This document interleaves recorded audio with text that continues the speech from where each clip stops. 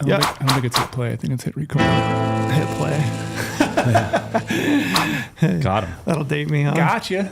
I feel like hit play is a universal that's still understood. Yeah. No, it's like when you're reviewing something, you're going to hit play. You want to Hit play. hit play to watch something you've already recorded or been recorded. Do you remember like hit and play on like a cassette, like a Walkman? Did you ever have a Walkman, Brady? Mm-hmm. You did? A Discman? Do you ever have one I of had those? one of the ones with cassette tapes. Oh yeah, for sure. Do you Like, ever have a mini disc player?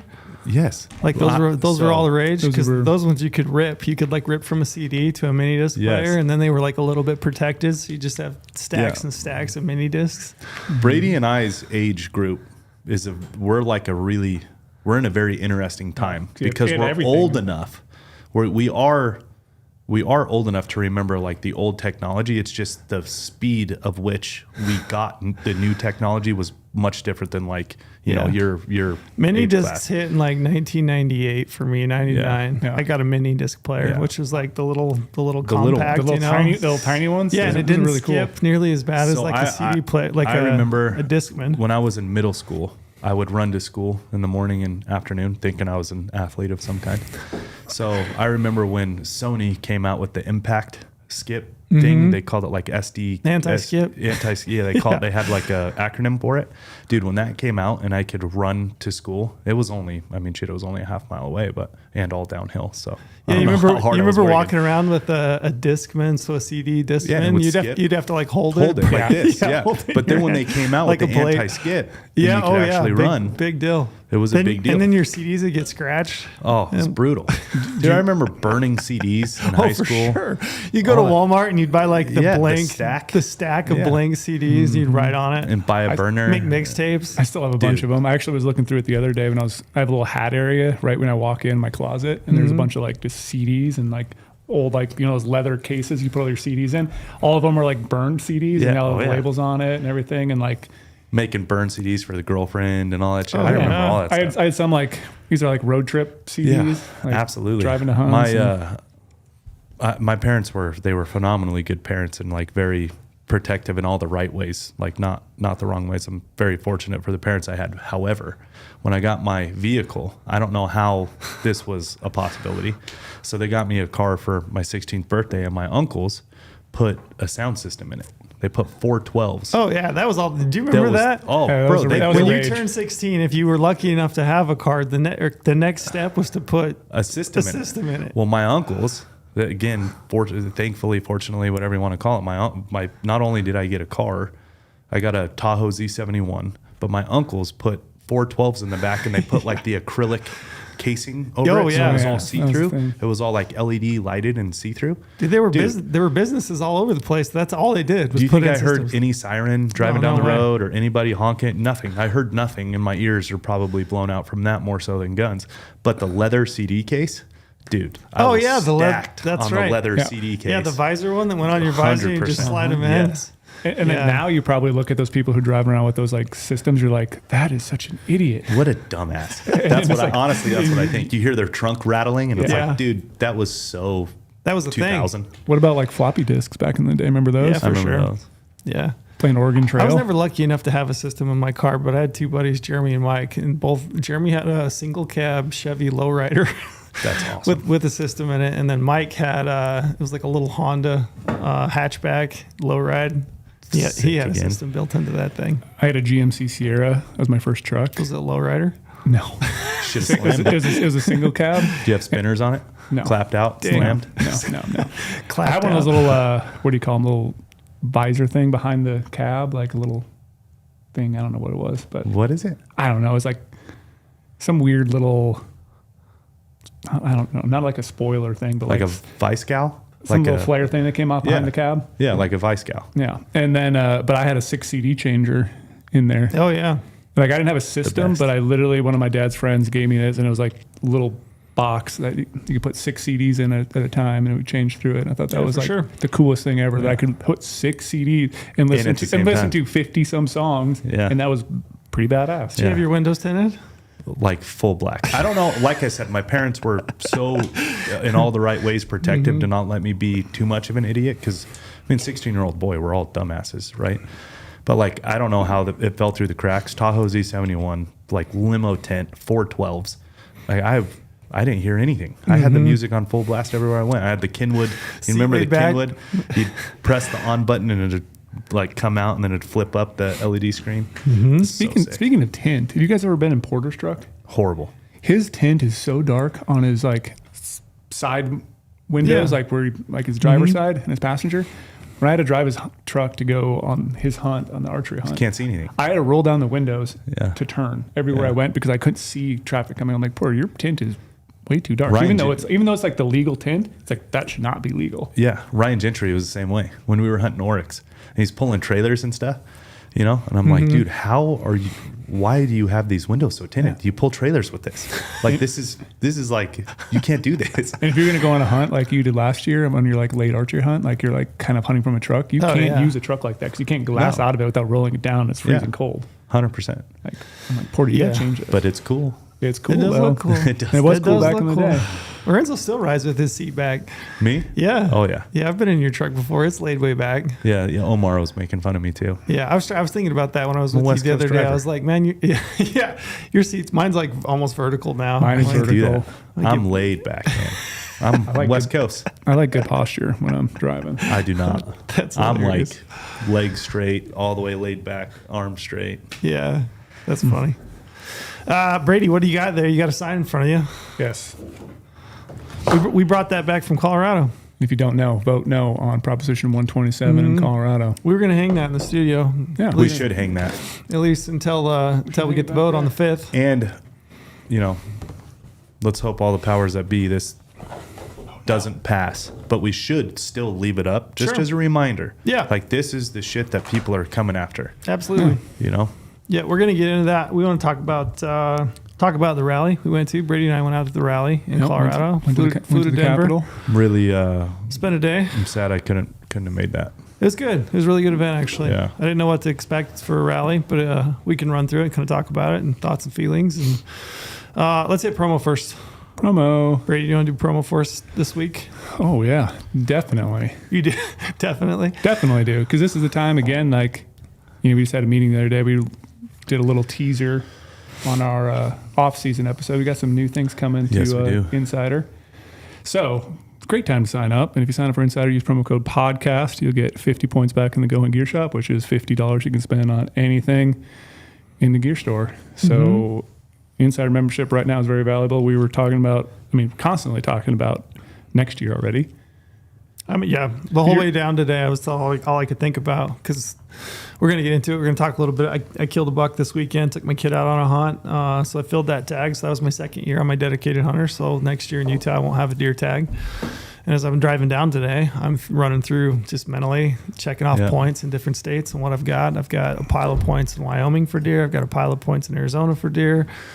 I'm just like thinking Colorado. Had a guy hit me up. He was like, "Hey, you know, what do you think about archery deer hunting in Colorado? You know, you ever done it? You got any tips or tricks?" And I'm thinking about, I got some points in Colorado. Maybe I do an archery deer hunt in Colorado next year. Same boat for me. And even if you're listening and you're not an insider and you're expecting to go on some of these like over-the-counter hunts here coming up, like second, third rifle, Colorado, for example, like you can still utilize Insider to help narrow down In exactly a where huge you want to way. go. I actually think it's more of, I don't know, call me crazy. I think there's more value in that almost. Yeah, because people you have think so many options. People think of it as a research tool to use before you like draw tags, but it's actually really, really important to utilize it after you get a tag in your pocket. Especially if it's a tag that allows you to hunt multiple units, Yeah, or choosing spots. choosing an It's exact so good unit for by that. utilizing the data. Read the unit profiles, read the comments down below in the unit profiles, check out all that data. Even jumping over to like all those app strategies, because we do talk about over the counter stuff a lot of times in those too. So like,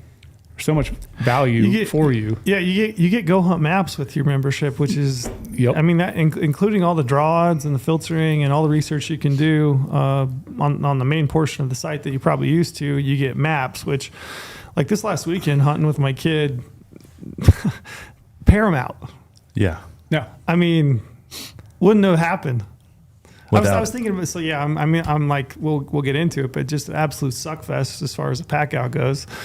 And Awesome for an 11-year-old. I have a video of him walking out in front of me. I don't know. I don't want to jump ahead too much, but I have this video of him. So he's got He's got a walking stick. That's it. Just a walking stick, no pack, nothing. And he is just bebopping down the trail.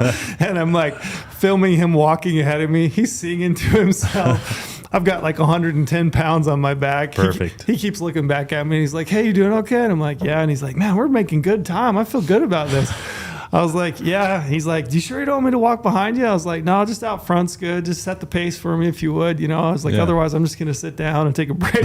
I'm like, you're going to keep me walking. But he's singing, he's whistling, he's just bebopping. But that's awesome. Yeah, maps was everything for me. I mean, it really did make a huge difference. Or like for us, Scott Butler's retirement, we are taking him on a hunt. That's like, you know, part of our gift to him is retirement. We got him a bow, and he's never killed an elk, always wanted to. So we're doing the over-the-counter Colorado elk. Yeah. I'm not kidding. I have been on filtering 2.0 more for this than I have in my application season. Maybe because I've been doing applications for so long and I have so many points, I kind of like, it's just quick little reference checks more so than anything else. But right now, like choosing units of where to go on the OTC, like, man, we have been grinding this thing. Yeah. Bouncing units off each other, comparing the whole deal.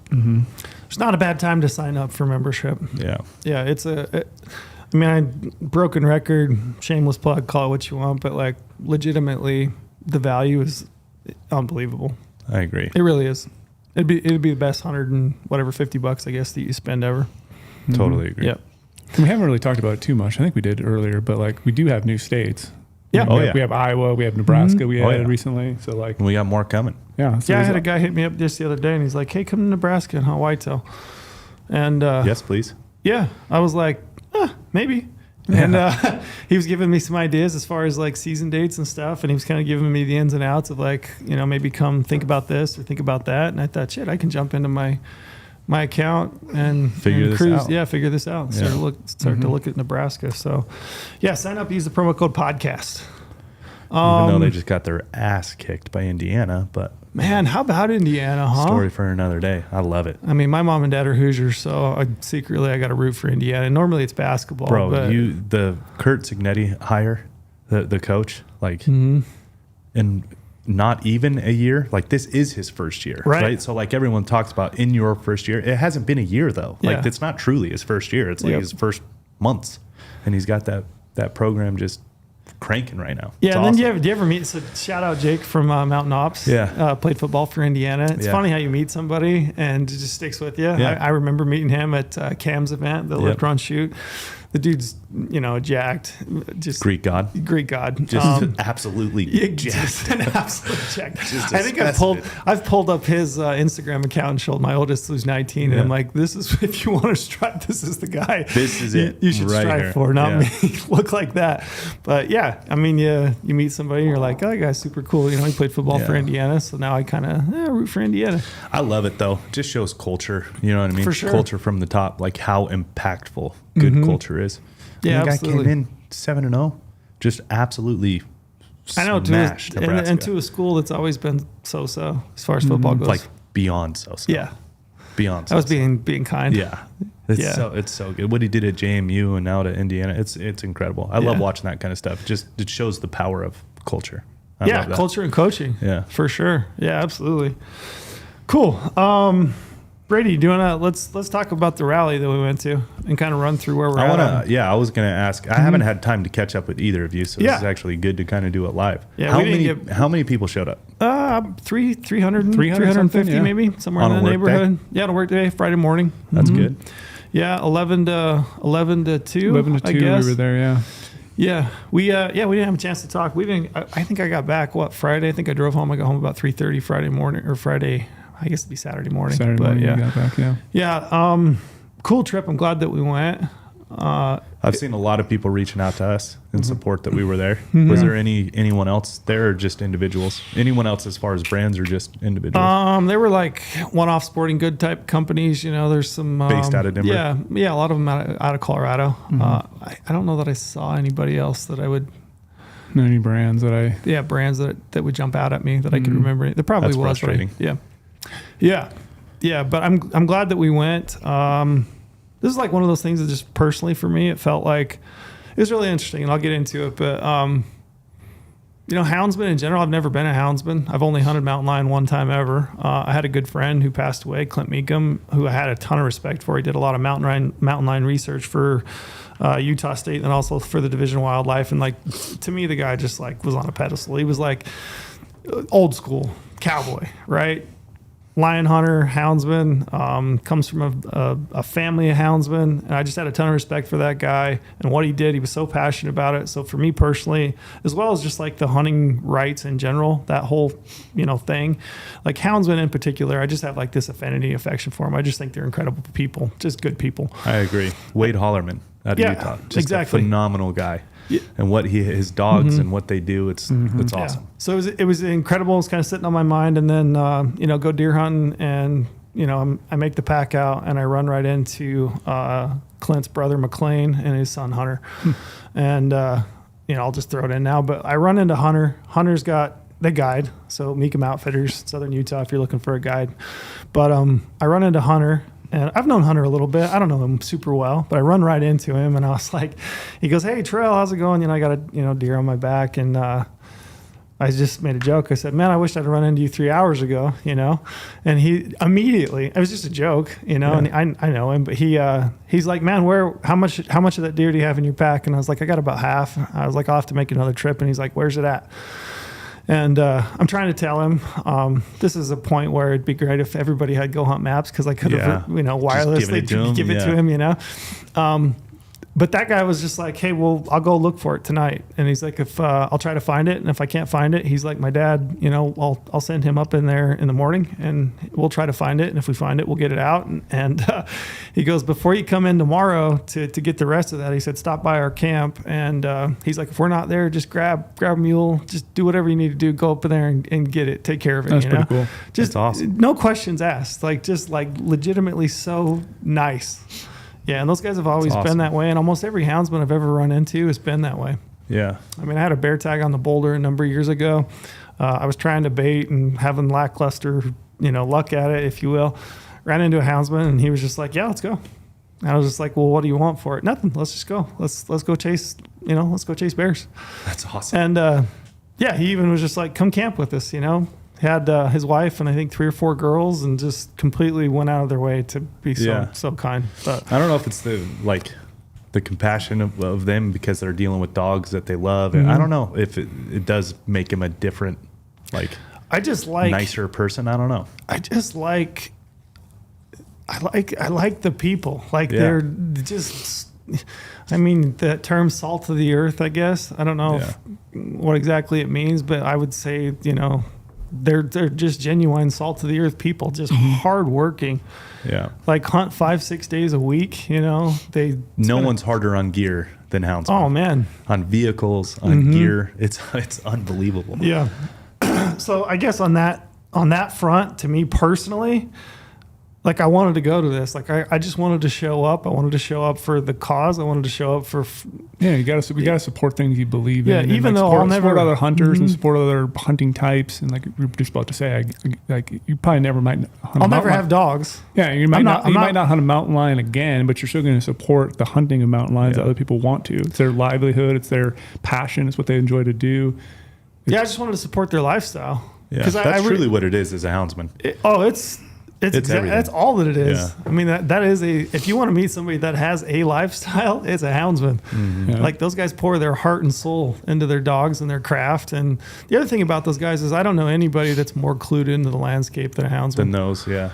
They're I would just agree. out there a lot. Mm-hmm. And just following dogs. Who knows where they end up. Yeah, and it's not just lions or bobcats, it's everything. I mean, deer, elk, those guys know the landscape. I started talking to Hunter, and I was like, I saw a buck here and I saw a buck there, and we're I'm like, the head of this canyon and that canyon, and he was like, "Hey, have you looked here? Have you looked there?" Those guys know.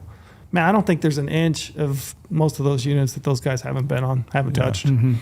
Which is just an incredible knowledge base. So I guess personally for me, even though I'll never own hounds, I don't have an interest in, running lions myself. I just wanted to show up and support their lifestyle and try to be a proponent for, that way of life. Cause I think it's worth protecting. It is 100%.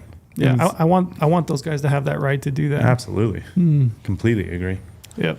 And didn't you say too when you were talking to them that they said thanks for you going there? Yeah. Like they saw that we were there. And Yeah, you sent us a note on Slack. Yeah. But when you ran into them, they already just said thanks for being there. Yeah, yeah, and every I've had a lot of people say, which, like I didn't go to, like I'm not going for any means, like I'm not trying to. Oh, be you're not an influencer? I'm not No trying way, to. Trail. I'm not trying to be super altruistic, to be honest. I genuinely really want to help if I can to protect a way of a lifestyle that I respect. The guy who's posted like 7 times on Instagram. You're not an influencer. Yeah. I would have never. I did guessed. repost it. Brady put a post. Oh, here we go, Trail. I said, hey, I'm going to collab with you, Trail. And he's like, I will actually accept I'll this accept one. it. I'll accept it. Look at you. I'll Yeah. accept. growing I'll accept into it. this collab. Yeah, like you're saying, like no matter what it was, I'm glad we were there to support it because I like to support hunters and everything that they believe in. It's like, even though we're non-resident and we have no say and we can't vote for it, it's good just to bring awareness to it, put all this stuff out there on the internet to let people know, like, this is a big deal. It really is. And it's something that everyone needs to know about, whether you're in Colorado or Alabama or Florida. Like, you should all know what's going on and how these people are coming after hunting. Yeah. It's not about like they're trying to protect mountain lions or they're concerned about wildlife in the state. It's an anti-hunting bill. They just don't like hunters. Yeah. The thing that kind of, talking to people there in Denver, it's not that much different than where I live, to be honest, in Utah. And if you can extrapolate that out across any state that that you touch or you live in, if you look at Arizona, Phoenix, right? The people of Phoenix, the voters, that's where the population base is. It's the same thing in Utah. You have the Wasatch Front, which that's where that's the bulk power of the population. Yeah. That's the power in the state of Utah. So in that regard, Denver, Colorado, it's not any different than where I live. And, who's to say that next year or year after it doesn't come to my home state and we try to take the same path, Yeah. So in that regard, I think it sets the precedence that you show up and, you try to use your voice, whatever voice that you got, to try to support the things that you value and believe in. Yeah. And just to that point though, it's supporting hunting as a whole as well. Like there's a couple other people out there that are trying to, whether it's, you want to call it bring awareness or just kind of make people self-aware about, hunters attacking other hunters. Like when it comes down to hunting, no one should have any say on what somebody else's decides to do. If it's private land and that's all they do and they're killing big shit and you're jealous and you say, oh, that's real ethical going to shoot a cattle bull or, a cattle bull elk or whatever. Like that's just what that guy chooses to do. Why are you hating on it? Or a high fence guy? Who cares? Like dude, just because you don't want to do it, who cares? That guy's legally and rightfully doing what he wants to do. If it's houndsman, if it's a guy taking a shot that you wouldn't have who cares? Like instead of, because they all use it against us, right? It's like if an anti is watching an archery film and there's tons of comments on the archery film of like, oh, that's so immoral, killing that with a bow. Well, what do you think? They take that to legislature and they say, yeah, look, even the hunters agree that it's immoral to hunt these things with a bow. Sure. Yeah. It's like, fuel for the fire. What are we doing? Yeah, what are people doing? Like if somebody is rightfully and legally doing what they want to do, why do you have any say in it other than congratulations, nice job? Like hope it was an awesome adventure. Yeah, I mean, I think the hope is that everybody will do the best they can.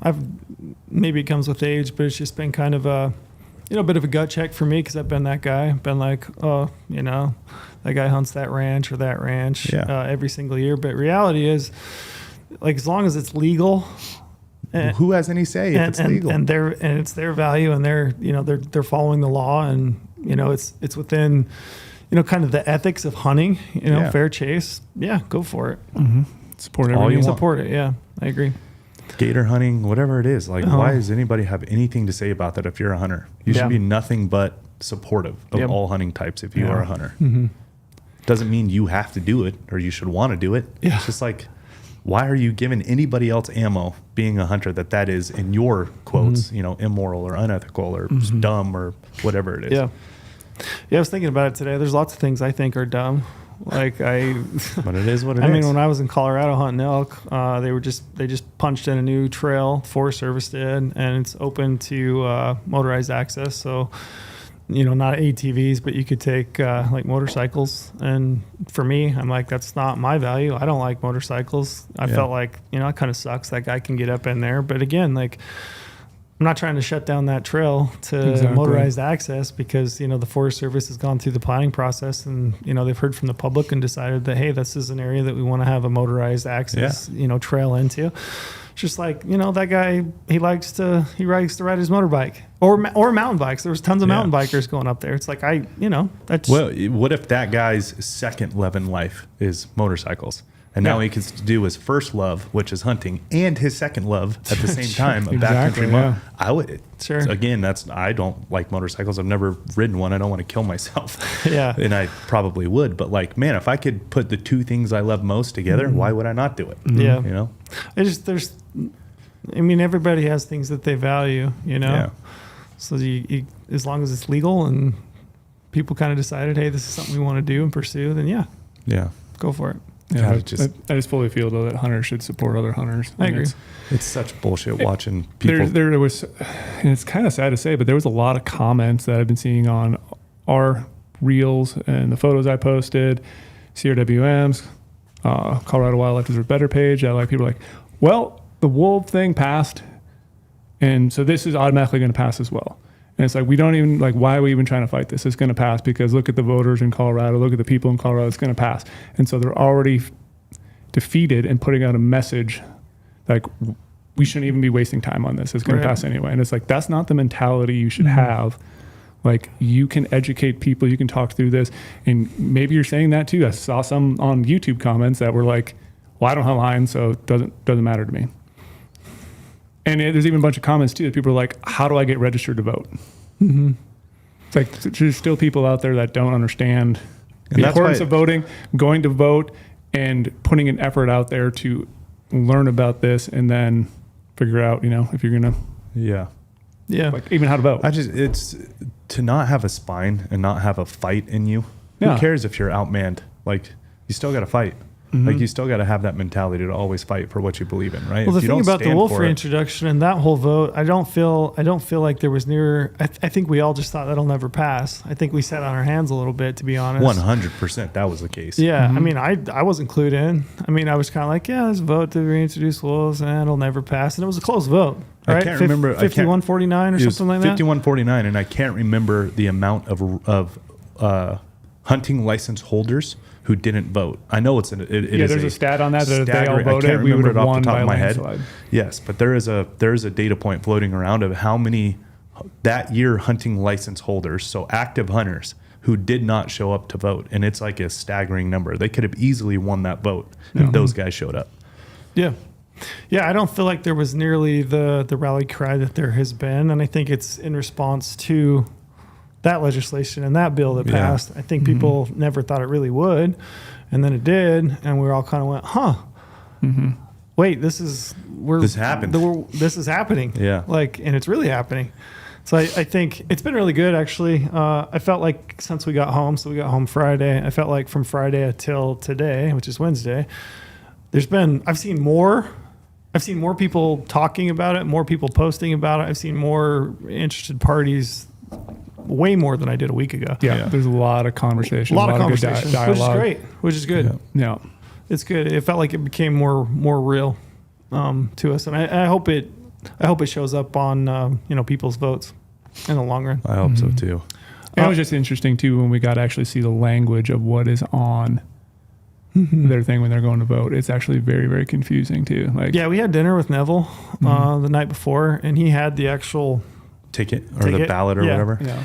And he was like, here, read this. And he slides across the table. I read down through it. I probably read it 3 or 4 times. And I was just like, I don't even know people with a law degree that would understand what they're asking here.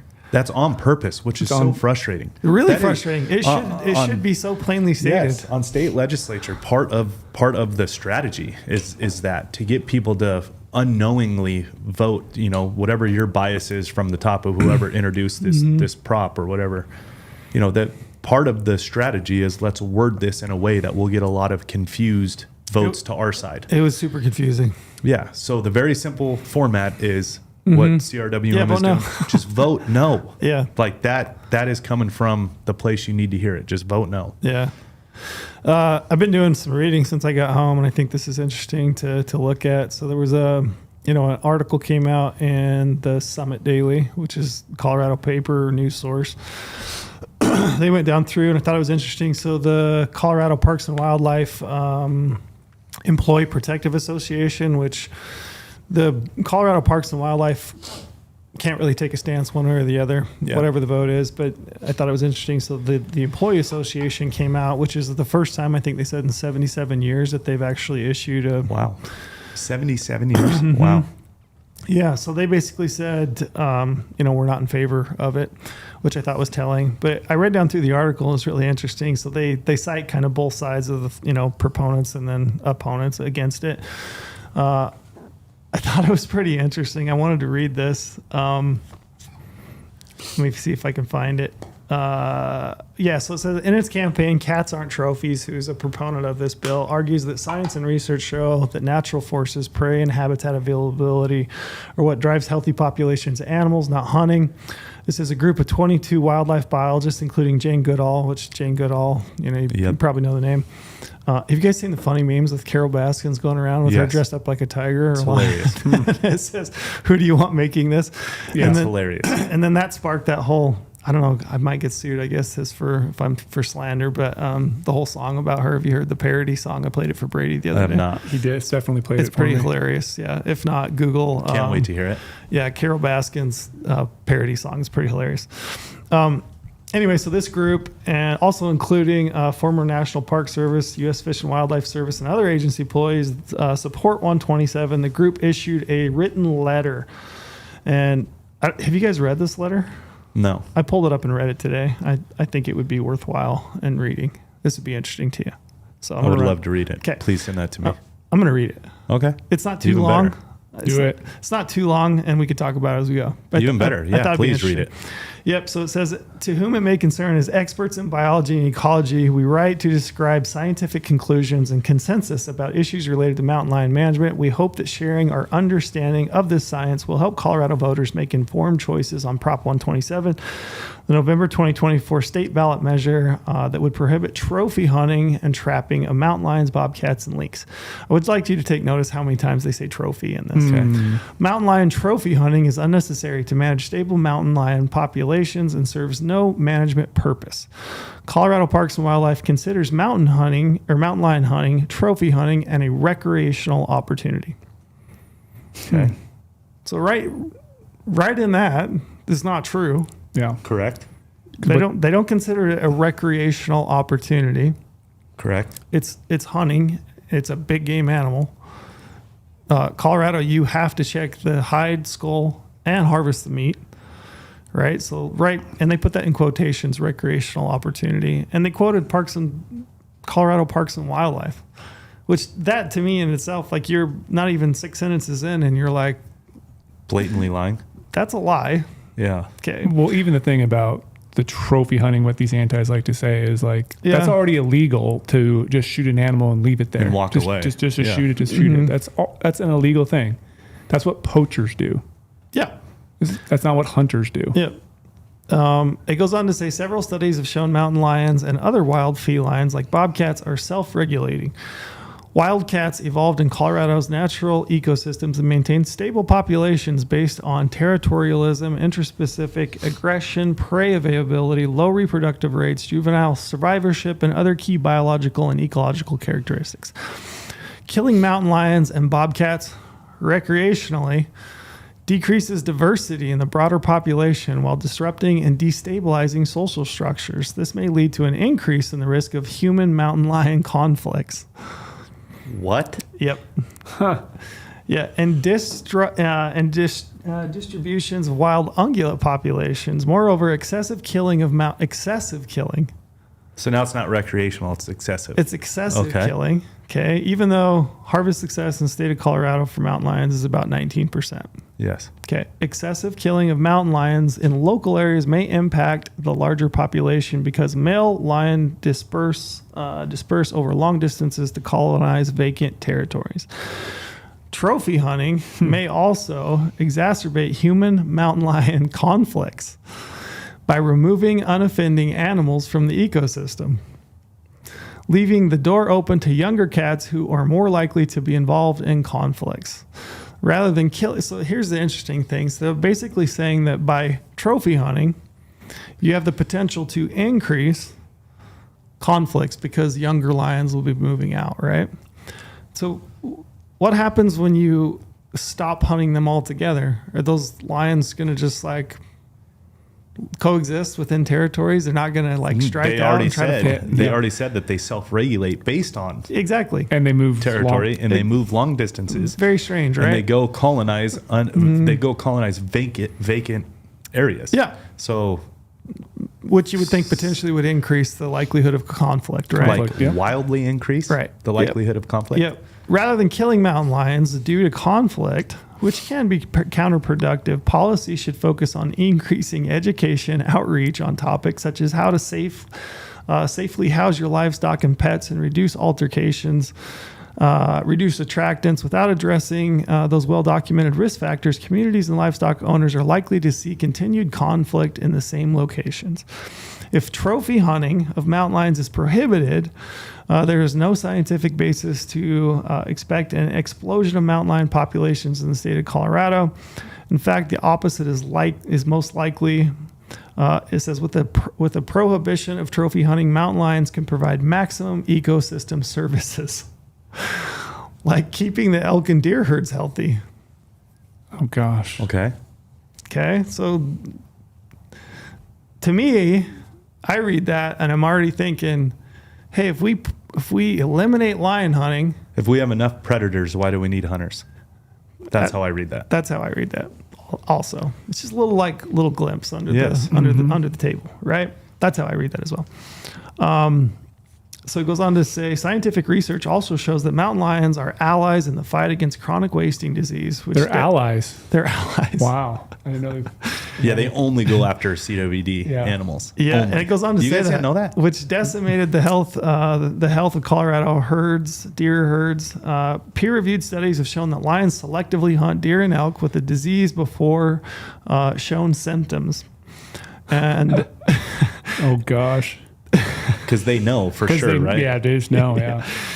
I think they're probably just opportunistic. Yeah. They're not going to like, oh, I'm going to pass up that animal that's right in front of me to go over there because that one has potential disease. It doesn't show it yet. Yeah, They don't think that way. I mean, I don't have a PhD, but I would assume that most lions are probably Come on. probably just like, That's so hey, laughable. I'm hungry. There's a deer. I'm going to eat it. You That's know? so laughable. Yeah. It goes on to say, although scientists have extensively researched the interaction between mountain lion and elk and deer populations to test the hypothesis that killing more mountain lions would produce more elk and deer, no study has ever found this to be the case. Again, there's this language, excessive, more. Yes. Nobody's asking For more. for more. Nobody's asking to excessively kill and harvest mountain lions. We've had mountain lion hunting in a variety of states across the West. Well, Colorado's on a quota system already. Right. You can't excessively hunt them. They're managed. Exactly. So even the language in this is just gets so misleading. And I'm going to include, there's a statement here in the bottom of it I think is laughable. I think it's hilarious. I'll throw it in here in a sec. Anyway, it goes on to talk about habitat loss and blah, blah, blah. This is what I think is interesting. So it says, issues related to large carnivores often inspire an emotional and passionate response from the public, creating a difficult political situation for the government. This can be exacerbated because some of the science points to counterproductive conclusions. We urge you, the voter, to navigate the situation with the best available science as your North Star, and to take the lead in educating their communities about the science and the impact of mountain lion management decisions. And then they sign off on this. And if you look down through it, it's PhD, PhD, PhD, PhD. I mean, there's a bunch of people. There's a bunch of college professors. There's a bunch of people that work for animal rights or wilderness activists. But to me, I thought it was really interesting that they use the language. It says, issues related to large carnivores often inspire an emotional and passionate response. That's all this is. That's all they are doing. From them. Of course it is. You know what this reminds me of, like, full stop? You know who else had a lot of PhDs? Dr. Fauci. You know what I mean? Don't question the science. Wait, are you telling me to not question the science or not question you? Like, what are you saying? Because clearly science is questioning. That is what science is for, is to question outcomes. And it's an art form that is trying to prove a certain theory or not. That's all science is questioning. So when he's talking about don't question the science, like, you're saying don't question you, first of all. And that's what they're saying right there with the best available science as your North Star. Yeah, I think the federal Fish and Game, like, I think the data in science has pretty well proven that management through hunting is, like, the greatest thing ever. Yeah. Yeah, it's working. And how many times over has that been proved? Yeah, for how many different species? It's working, and it continues to work. I mean, if you look at the history of all species across the board, whether they're species that are hunted or not, the North American model of wildlife conservation has worked. It's worked for every species. Yeah, and works for mountain lions. I wanted to pull in one more quote here from this article. So this Dan Ash, former director of Fish and Wildlife Service and currently the president and CEO of the Association of Zoos and Aquariums in Maryland and a proponent of the measure, said, hunting is a tradition. That's in quotes. Hunting as a tradition to survive, hunters needed to draw clear ethical boundaries. Just because a population could sustain hunting does not mean that you should hunt them, he says. That's not a scientific question. That's a question of social tolerance and preference. How you guys feel about that? That is laughable. Like, sick to my stomach. Yeah, it's pretty gross, huh? Like, it's disgusting. Okay, you want to talk about social tolerance? From your side, let's talk about men in the women's bathroom. Like, what's social tolerance there? Like, social tolerance, okay. Like, what? Now you're leaving it up for no science, no proof, no, like, best practices. It's if you leave it up to social tolerance. Oof. It just goes. That's disgusting. Yeah, it points to the fact that we've talked about it a bunch. It's pandering. Yeah. Like we've taken this natural act of hunting, which is the history of mankind, hunting in general, right? We're taking that off the table and saying, this hurts your feelings. Like, if you feel bad, like, okay, all meat should be raised in a factory. We should have these huge feedlots. We should take hunting off the table because it makes you feel some sort of emotional response to killing an animal. Just because somebody doesn't understand the way of life, the lifestyle, what it is to be a hunter, just because you don't understand that means that we should annihilate it. That's so crazy. I mean, that's what he's saying. It's 100%. But, like, if you just look at it at, like, the 101 form of that social tolerance, like okay, so then there's no best practice being used if it's social tolerance. Yeah. Here's another quote. So this kind of goes along the same thing. This is another individual that's a proponent of it. It says the use of ATVs, high-powered rifles, dogs with GPS collars, and drones have all grown lion hunters' advantage over time, creating a significant imbalance and making the practice unethical, he said. ATVs... Good luck. People use ATVs in any type of hunting. And I just brought it up. The Forest Service is building trails. A road. So that you can use a mountain bike, right? If you want to go out and recreationally ride a mountain bike or a four-wheeler or a motorcycle, that's okay, right? But if you're using hunting, it's bad now. It's bad. So ATVs, those are already being used. High-powered rifles. Rifles are legal for hunting.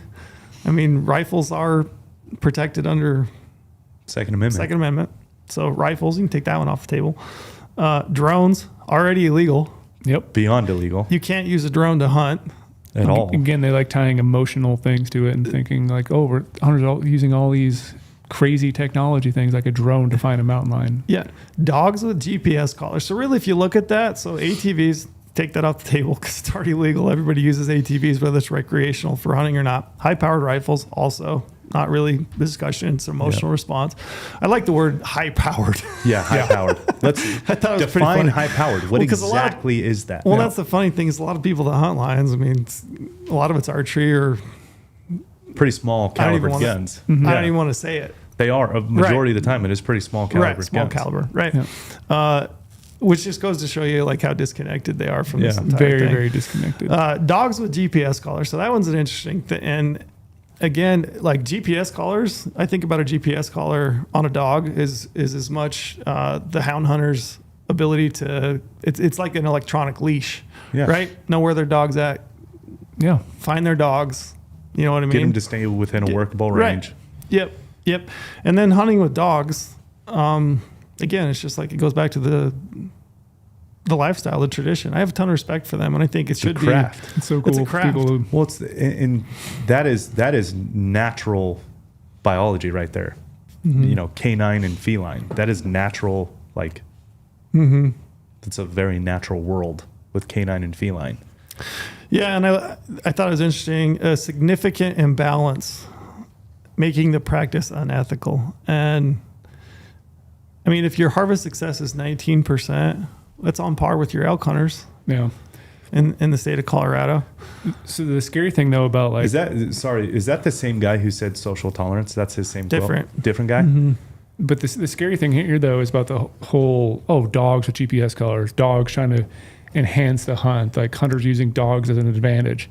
Okay, well, what are they going to then go after next? They're going to go after pheasant hunters who are using dogs. Yeah. Are they going to go after waterfowl hunters who are using dogs? It's not going to stop at just mountain lion hunters using dogs. Of course not. I mean, there's quite a few looks under the hood here. Yeah, for sure. Like quite a few. Social tolerance of hunting is a great look under the hood. Yeah. Here's another fun one I wanted to throw in with hounds, which I think is interesting. So I brought up hounds, GPS collars. So here's an interesting one within the same article. It says, hounds are also the predominant method wildlife agencies use to track and manage the species. In Oregon and Washington, where the practice is banned, hounds remain a main tool for the state wildlife agencies.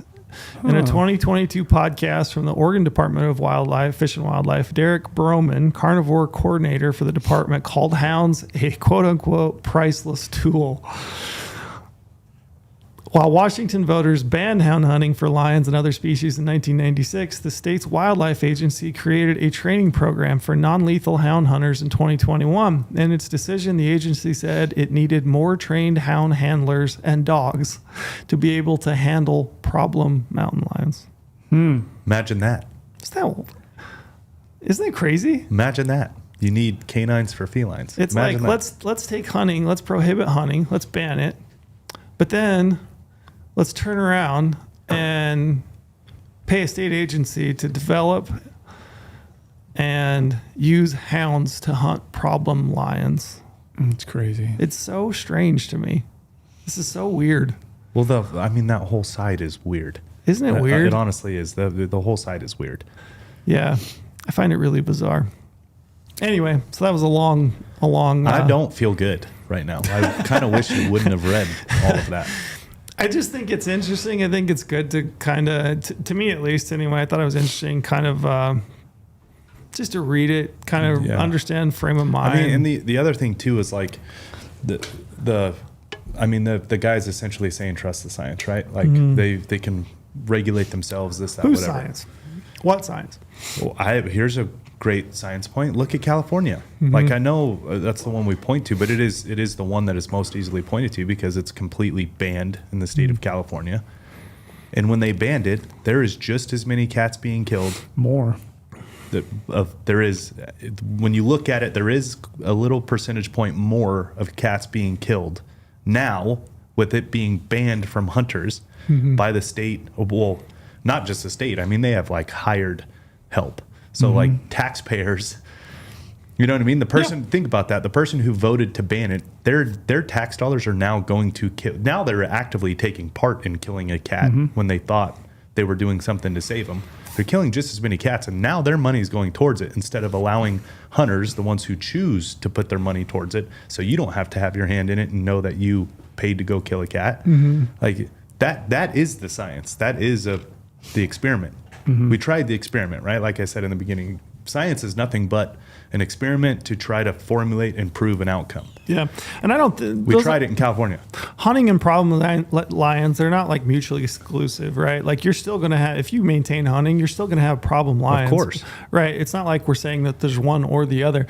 To me, there's this like juxtaposition of saying, I don't want any mountain lions killed, but I don't want hunters killing mountain lions, but I'm totally okay With lions being killed. With lions being killed. Yeah. It's just... From different...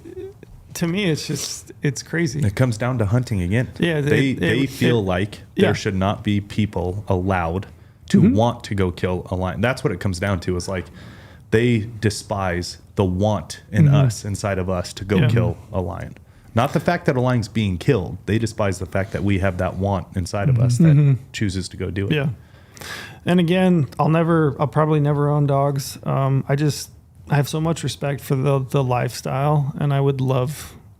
I mean, my personal opinion is that I want to try to maintain that for those people. Yeah, I think you said it best in the beginning that it's a craft. It is craft. It's absolutely a craft. Is a craft. Absolutely. That is an art form, a craft, however you want to look at it. And the best ones rise to the top, and they're amazing with their dogs. They're amazing with their ability to use topography. It is a true craft. The dogs are family members. All the friends I know have dogs. Like they're in their house all the time. It's like they love their dogs. That's what I was speaking to. Why are they more so salt of the earth than anything else? Maybe it is because of the compassion of this big canine family, and they just are good people. They're just hardworking. And hard. I mean, that's hardworking. For sure. Hardworking. Brady, what did you have from the rally? Anything that you wanted I wanted to touch on some things that I've gotten like a ton of DMs from us being up there, and I think. Well, I'll show it right now, but there's a lot of states right now that are paying attention to this. There's a lot of other states that are not Colorado that are concerned about this. And this guy sent me a DM. I'm not going to say his name or what state he works for, but he's a biologist in the state in the Midwest. And he's like, it drives me crazy that all this stuff is going on in Colorado. He asked the director last week about this and his thoughts on what would happen if this BS moves to the state he's in. And they're starting to actually bring it up with the commission in the state that he lives in, just in case. So I don't think this has the potential to happen in every single state. This like throw in a proposition measure and it can be voted on by the public. I don't think that's actually allowed. Don't quote me on that, but I think I've heard that it's not actually a thing in every single state. You can't just put something on the ballot in terms of wildlife and it can get passed. But there's other states that are looking to protect this and prevent this stuff from happening on ballot measures, because it's not good if it goes to other states. Like I can tell you, I also won't talk about who brought this up to me, but the same lobbying firm that lobbied for all of this in Colorado is in the state of Nevada right now, lobbying the Natural Resources Committee to start the process in Nevada of exactly what they did in Colorado. Like it is the devil's on the doorstep in Nevada. It's the same firm, same playbook. They're in the state right now lobbying Natural Resources Committee. Yeah. But I saw it overall, though. The event at the Capitol, very well run. The speakers, amazing. Yeah. From all walks of life. Can't remember exactly, their names, their affiliations or whatever, but motivated me to try to keep pushing for hunting rights no matter what it is. No matter if I pursue that animal or not, or if it's different across state lines, it's worth fighting for. Yeah. All these things are worth fighting for. Yeah. And I apologize, but the gentleman from Rocky Mountain Elk Foundation I thought was really good. And we've got some clips. We'll probably put them out via social. Crystal Chick was the woman's name. She spoke.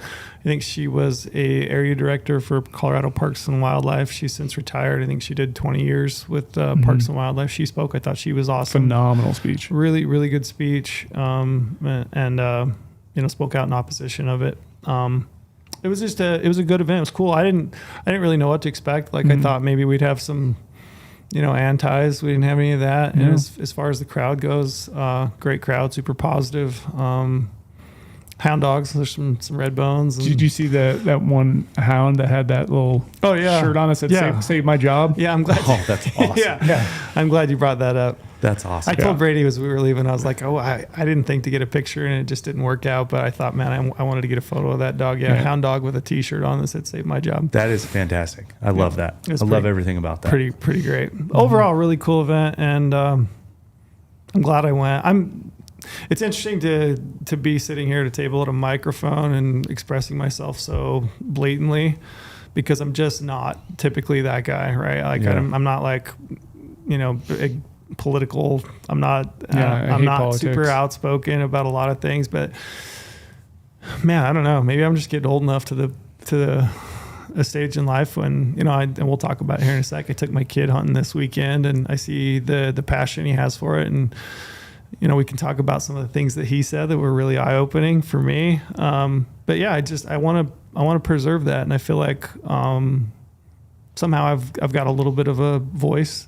Hopefully it carries, and I just want to see it remain. Mm-hmm. I also think too is, a lot of people who aren't involved in politics on a big level and aren't, spokespeople for it, all that stuff.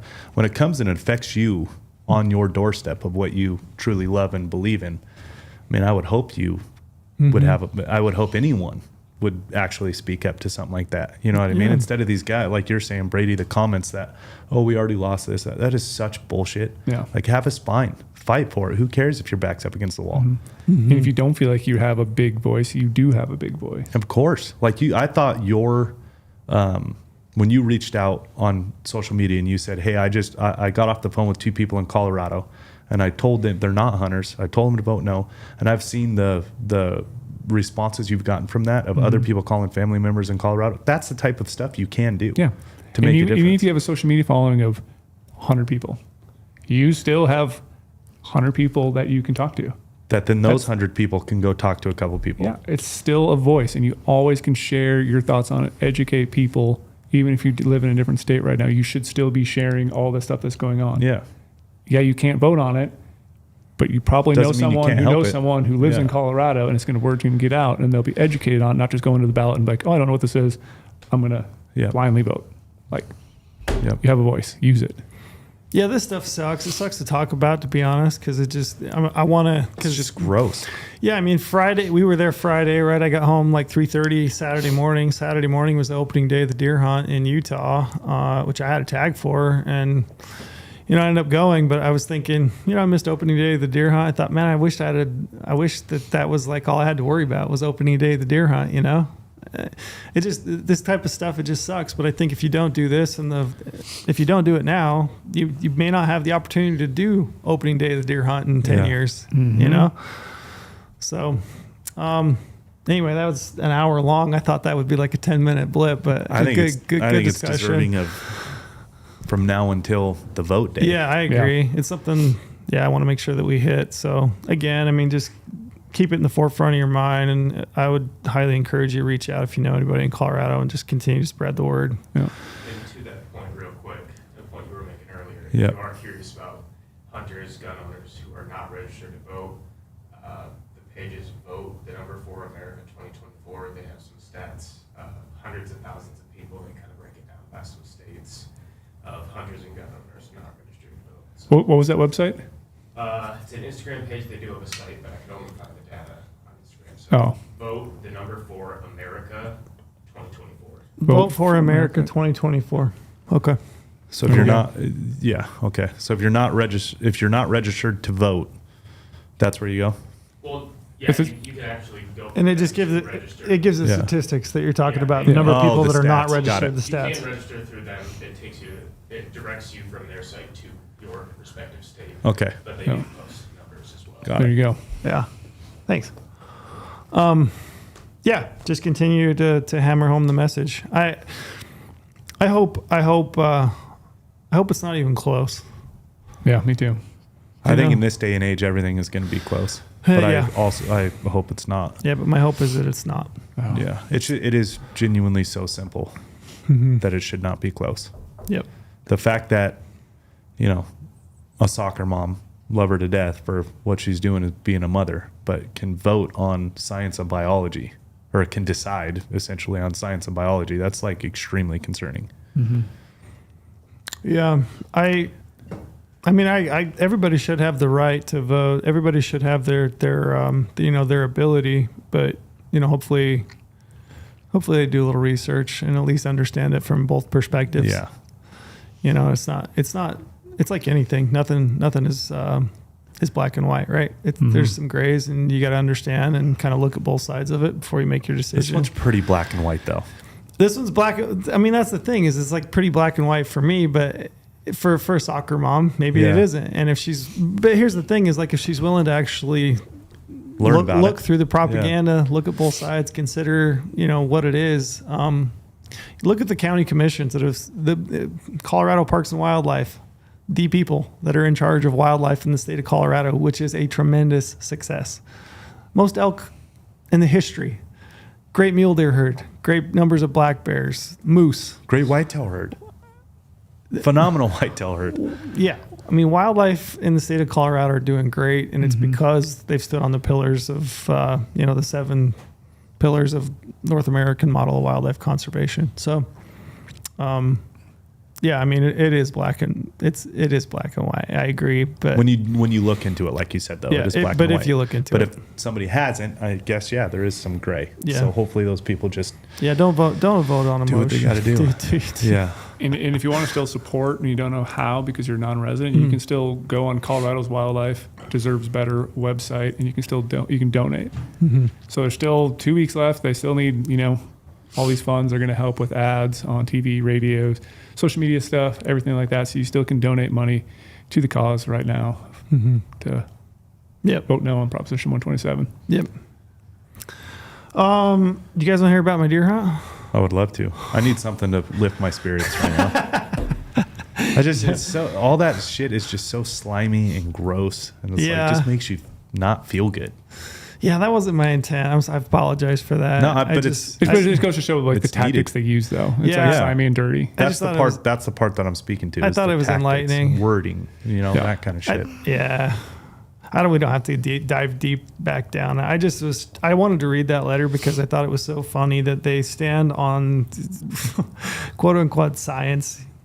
They quote all these papers in it, but then all of the language in it is so emotional. It's trophy driven. It's excessive trophy, recreational. It's so emotional. It's just like, come on now. If you're gonna actually write a real scientific explanation, then at least leave it to science. Pull out all the flowers, right? Anyway, funny. But get me into your deer hunt. Yeah, I took my kid deer hunting. So my kid's 11. My youngest, his name's Owen.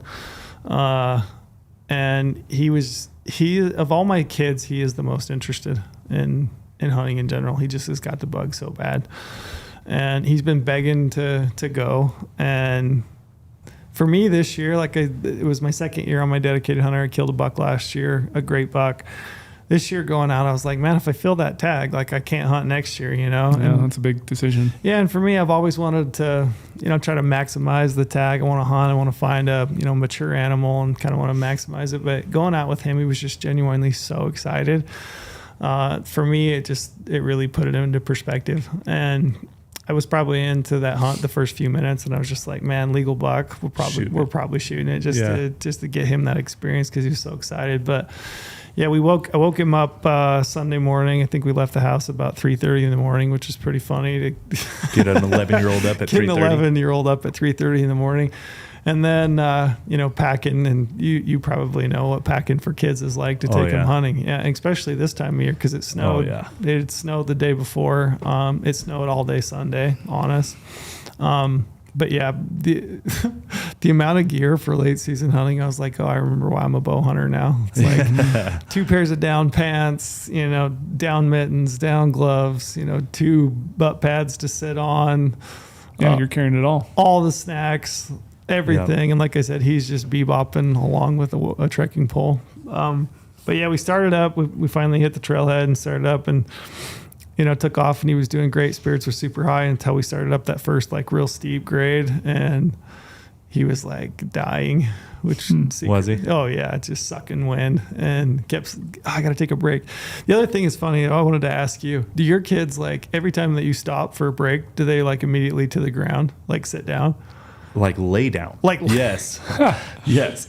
That is Turtle. If Turtle is like just remotely tired from an activity, he will just straight lay down, not just sit down. Just lay down. Lay down. Yeah, straight to the ground. I'm like, we're gonna literally be stopping for 30 seconds, just enough for us to catch our breath to like keep going. Yeah, and he he's goes straight down. to the ground, laying down. Yeah. He's in the fetal position, laying on the ground. And I was like, every time you lay down, you have to get back up. I'm like, takes so much more energy. It was so much more effort. And then I was thinking about it. I was like, maybe if I was closer to the ground and I was young and spry, it would be less of an effort to get myself back up. But but he's immediately straight to the ground, which I thought was super funny.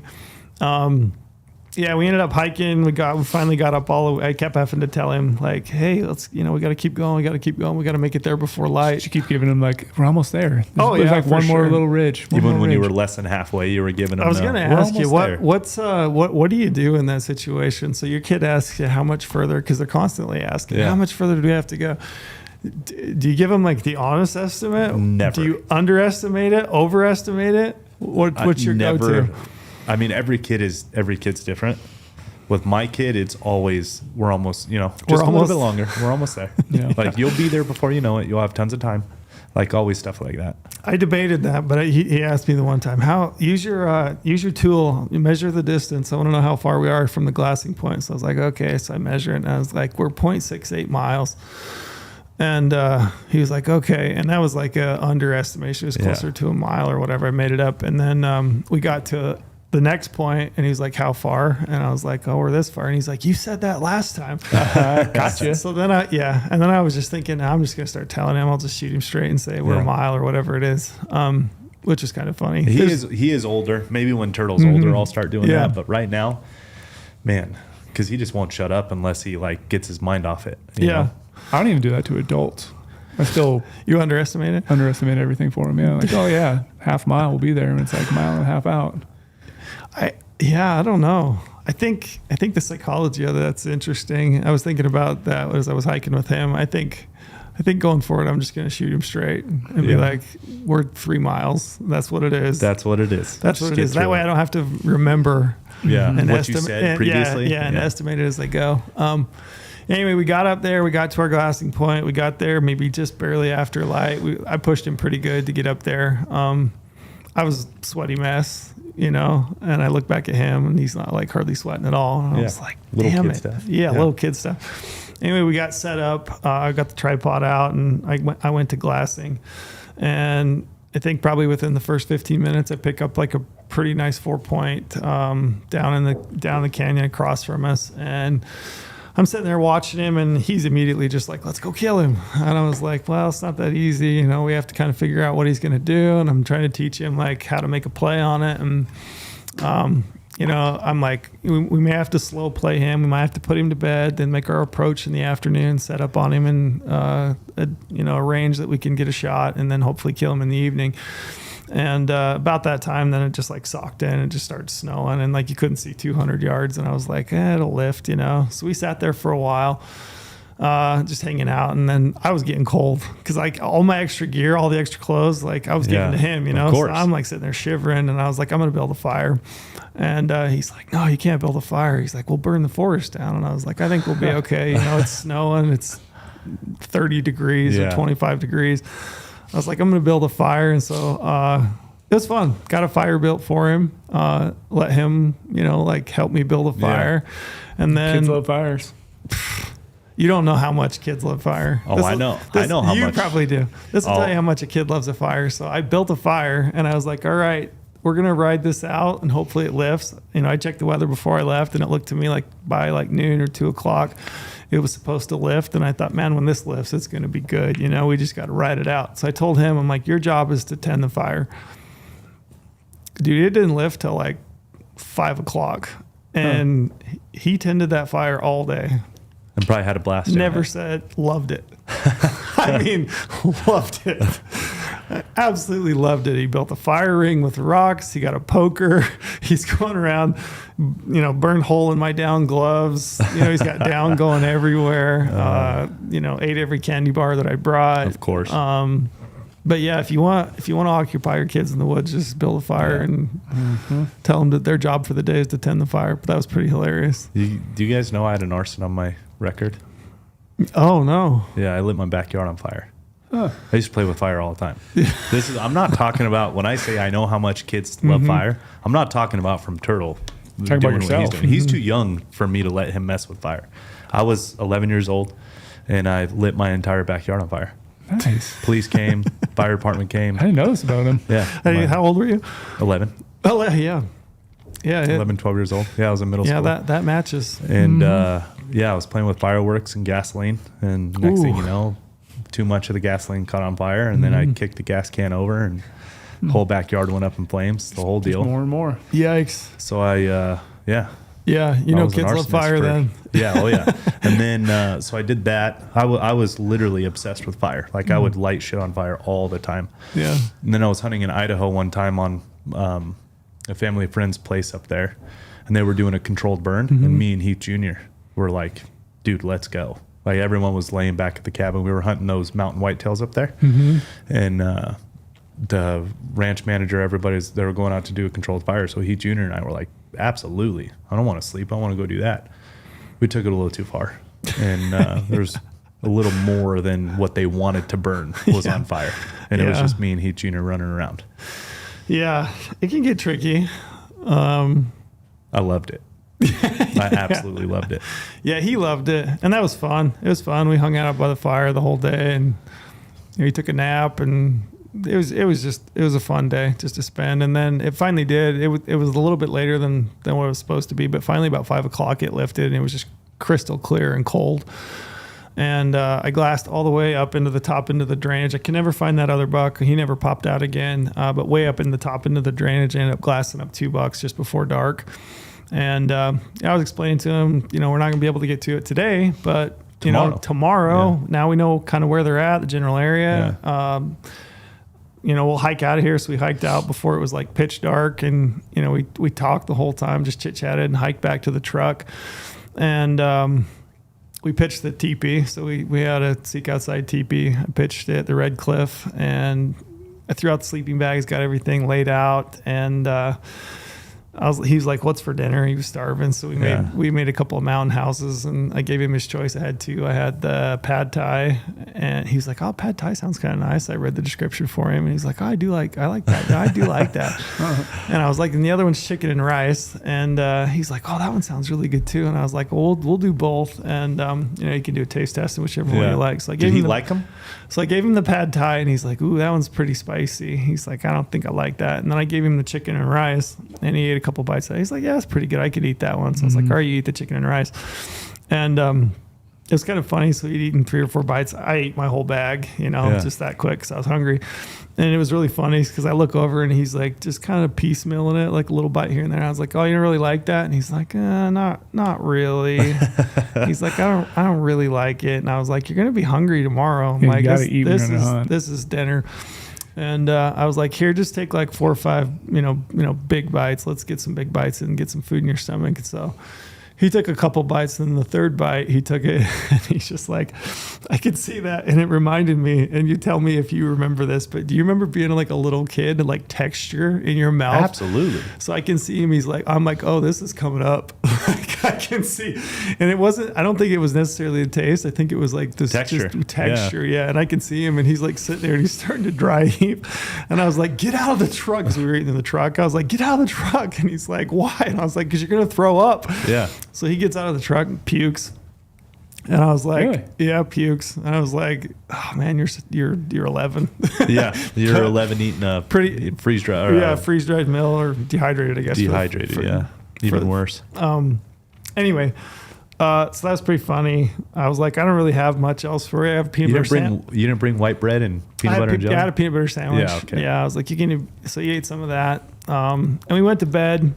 Climbed in. I put him in a 0 degree Stone Glacier chill coop, and he was, snuggled in and on his sleeping pad. And I have a lantern that pops up, and we talked for a while, and I popped that thing down, and I got kind of quiet for a minute, and he just sat there and he goes, Dad. And I said, yeah, you okay? And he said, yeah, I'm okay. He's like, this is so fun. He's like, I am having so much fun. He's like, this is just fun. It's different. He's like, I'm really glad that I came. And it was like, you don't get those moments often, So it was really cool. I'm over here just daydreaming about my kid being that old. I can't wait. Yeah, it was really fun. And then set the alarm for the next morning. I think we got up at 5. I got up and got everything prepped, and he was a lot less excited about getting out of bed because it frosted hard. And it was really cold. I did finally get him up, and I had everything prepped and ready to go, and we took off. Do you have the truck running with the heater on to pop him in there to warm him up? No, we raw dogged it. I just said, get out of bed, get dressed, let's go. Yes. Love it. That's the way to do it. But that night I showed him, I pulled out my phone, I showed him maps, and I was like, this is where those deer were. This is where we were in proximity to them. This is a trail that goes further up the drainage, and I kind of planned it all out for him, and I showed him, this is how we're going to get on this buck, tomorrow. So we took off. The second day, he was fighting it pretty bad. Like it was a lot more climbing, and it was pretty steep. He was fighting it pretty bad, but I kept pushing him. Finally, at one point, I just had to be like, hey, you got to get up. We got to go. And pushed him all the way to the top. We got clear to the top, popped around the top of this knoll, waited for it to get light, and it was cold. I mean, cold. Again, gave him all my clothes, and I look over there, and within 10 minutes, like, he's asleep again. So I was just like, man, this hunting when you're 11 is awesome. Yeah, this is great. Yeah, this is amazing. But he's fast asleep, and I just started picking across the landscape and ended up seeing that buck, and he was with another buck. There's 2 bucks. Real nice buck, tall 4-point. So I watched them for a minute, trying to get an idea on what they were going to do. And he woke up and he's like, hey, do you see anything? I says, yeah, I see those 2 bucks. And I got the spotting scope out so he could look at them. And he looked at the one. He's like, we got to go shoot that one. He's like, that one, we got to shoot it. And I was like, okay, well, what do you think we ought to do? And he kind of tells me what he thinks we ought to do. And I said, well, I think we ought to go off the backside of the ridge. We ought to work the backside of that ridge, go up the canyon, and, hopefully we can cut the distance in time to get a shot. But he was all go at that point. So we threw everything in the pack, took off, went up the backside of the ridge, ended up coming the whole way up the backside of the ridge, which was nice. And then we popped up and over. And I could see the 2 bucks, and I ranged the one. It was like 500 yards or 490, something like that. I'm not a big rifle hunter. So I was like, I think I need to get closer, Yeah. And ended up working back up the ridge and across the face. We were just kind of sneaking across the face, and I ranged him. And I think he was like 410, I want to say. And at that point, they picked us off. Like, I could definitely see that demeanor change in the buck. He turned and he was like just staring at that hillside. And I told Owen, I said, hey, let's get down. I think this is a shot I can make. And got down, got the pack out. I got prone like Brady teaches me to do, and I got a solid rest. And I even used the little dial on top. And no way, Trail. Look at you. You dialed. Look at you.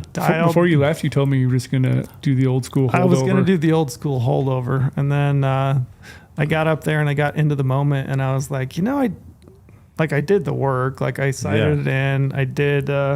He built himself his own dope chart. I built a dope chart. I was looking at it earlier. I was very proud of him. I built a dope chart. And Look at you. And I proofed it. And I was like, I've got this Sig cross sawtooth. Yeah. I've done all the work, went to the range, took him and shot it. And I'm going to trust the dial. So I'm generally like kind of untrusting of these things. You trust your dial in your bow sight?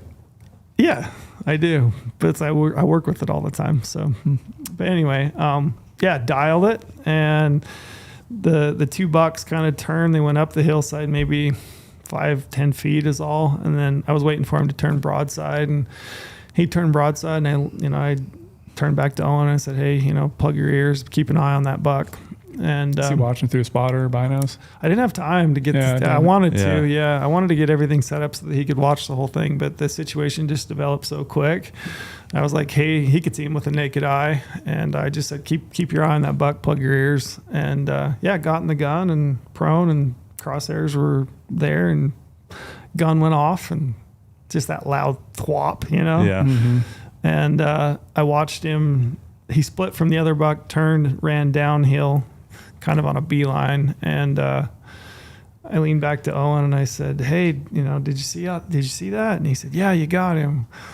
And I said, "Yeah, did you see it hit?" And he's like, "Yeah, but he's like, I think he's still going uphill." And I was like, "Really?" So I throw up the binos and I look, and I can see the other buck, kind of moving up the hill.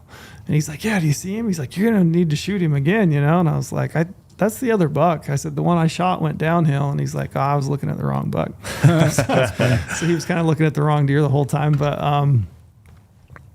it was funny. He said to me at that point, I said, yeah, I'm like 99% sure that like he's hit hard and hit well and everything went the way that it should. And I was kind of teaching him the next steps that we're going to do. And he was funny. He said, aren't you supposed to be excited? He's like, I thought you'd be like yelling and stuff. He's like, you're supposed to yell and be like, yell out. And I was like, no.